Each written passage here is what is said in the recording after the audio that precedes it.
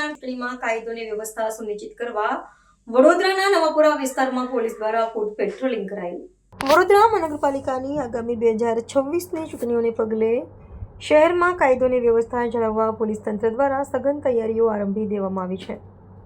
જેના ભાગરૂપે વડોદરા શહેરના નવાપુરા વિસ્તારમાં સુરક્ષા અને શાંતિ સુનિશ્ચિત કરવાના હેતુથી નવાપુરા પોલીસ સ્ટેશન ખાતેથી એક વિશેષ પેટ્રોલિંગ અભિયાન હાથ ધરવામાં આવ્યું હતું. આ કવાયતનો મુખ્ય ઉદ્દેશ્ય આગામી ચૂંટણી પ્રક્રિયાને સંપૂર્ણપણે નિષ્પક્ષ અને ભયમુક્ત વાતાવરણમાં સંપન્ન કરાવવાનો છે. આ મહત્વપૂર્ણ પેટ્રોલિંગ કવાયતમાં શહેરના ઉચ્ચ પોલીસ અધિકારીઓ પ્રત્યક્ષ રીતે જોડાયા હતા. ઝોન 1ના ડીસીપી શ્રી વણઝારા અને એસીપી શ્રી રાઠવાના સીધા માર્ગદર્શન હેઠળ આ સમગ્ર કામગીરીનું આયોજન કરવામાં આવ્યું હતું, જેમાં નવાપુરા પોલીસ સ્ટેશનના પોલીસ ઇન્સ્પેક્ટર તેમજ રાવપુરા પોલીસ સ્ટેશનના ઇન્સ્પેક્ટર સહિતનો વિશાળ પોલીસ કાફલો જોડાયો હતો.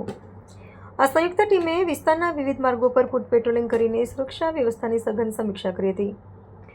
ચૂંટણીના માહોલ વચ્ચે અસામાજિક તત્વો પર લગામ કસવા અને સામાન્ય નાગરિકોમાં સુરક્ષાની ભાવના દ્રઢ કરવા આ પ્રકારની કવાયત અત્યંત આવશ્યક મનાય છે.